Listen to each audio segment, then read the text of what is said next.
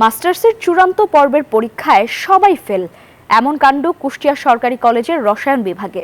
এ ঘটনায় শিক্ষকদের গাফিলতিকে দুষছেন শিক্ষার্থীরা। তারা বলছেন, ব্যবহারিক ও মৌখিক পরীক্ষার ফলাফল বোর্ডে না পাঠানোয় এমন বিপর্যয়।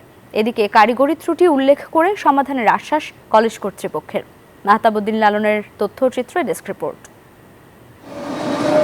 2022 সালে জাতীয় বিশ্ববিদ্যালয়ের মাস্টার্স চূড়ান্ত পর্বের পরীক্ষায় অংশ নেয় কুষ্টিয়া সরকারি কলেজের 90 শিক্ষার্থী। ফল প্রকাশিত হয় চলতি মাসের 4 জুন।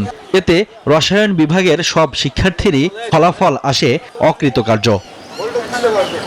বান্ডেল থাকলে প্রতি সেনমানিতে টাকা বাঁচবে।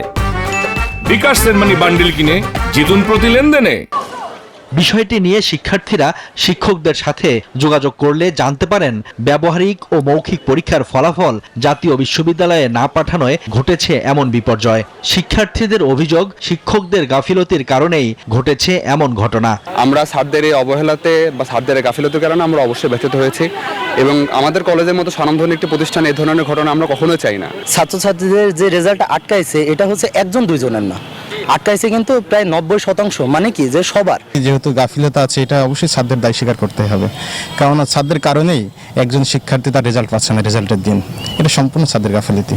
রসায়ন বিভাগের প্রধান রকনুজ্জামান বলেন, ব্যবহারিক ও মৌখিক পরীক্ষার ফলাফল অনলাইনে সাবমিট করা হয়েছিল, তবে কারিগরি ত্রুটির কারণে তা সাবমিট হয়নি। আমাদের গাফিলতি বলতে ওইটুকু, সেটা আমি বলেছি যে অনলাইনে সাবমিট করেছে কিন্তু এটা সাবমিট হয়নি, সেটা পরে রিচেক করা দরকার ছিল। এটা টেকনিক্যাল ত্রুটি এক ধরনের, যে কারণে এই ভুলটা হয়েছে। আমাদের অসতর্কতা ছিল, আরো বেশি সতর্ক হওয়ার দরকার ছিল।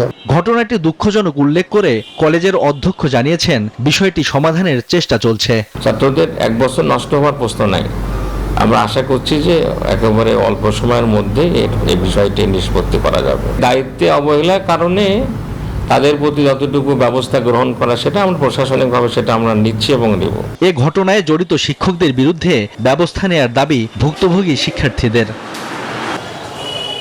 Shoaib Shamim, desk report, news 24।